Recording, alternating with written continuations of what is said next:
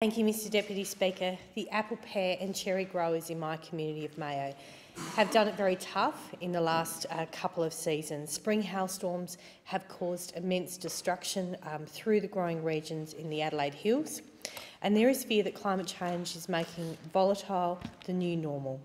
Indeed, we know from a ministerial response to my questions in writing in the last parliament that there is a relatively high degree of scientific certainty that South Australia will face more severe storms into the future. And if this was not enough, climatic pressures are also displacing flying fox and bird populations, leading to increased damage of horticultural regions across Mayo. Our community has got squarely behind our growers through the initiatives such as Hailstorm Heroes, and I hope every member in this place has heard of Hailstorm Heroes. It's about buying good quality fruit with beauty spots as hail damage.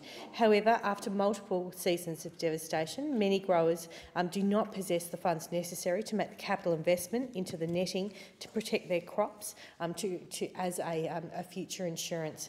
In 2015, a report by the apple and pear growers noted that if we do have netting, we'll have water savings between 15 and 45%, and temperature decreases between 1 and 3 degrees on warm days and between 3 and 6 degrees on hot days under our orchards and netting. This will fundamentally change how we grow fruit in the Adelaide Hills. Many of our growers are near breaking point, and my vision for the future is for our government to assist our growers onto a sustainable future with a dollar-for-dollar scheme for the purpose of investing in infrastructure, netting infrastructure that would help protect our crops, help future-proof our crops. It's not about a handout, it's about a hand up, and it would provide long-term certainty and sustainability for our grower community. I think every person in this chamber wants their kids and their grandkids to be able to eat Australian fruit into the future, and we need to make sure that we can support our growers with this.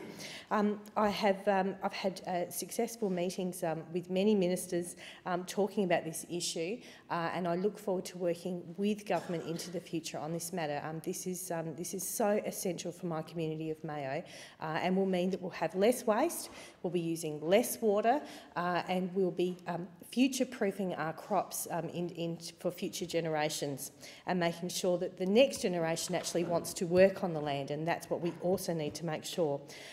So the growers of Mayo know that your federal member is behind you all the way with respect to making sure we can get some netting funding, and I look forward to working with government into the future. Thank you.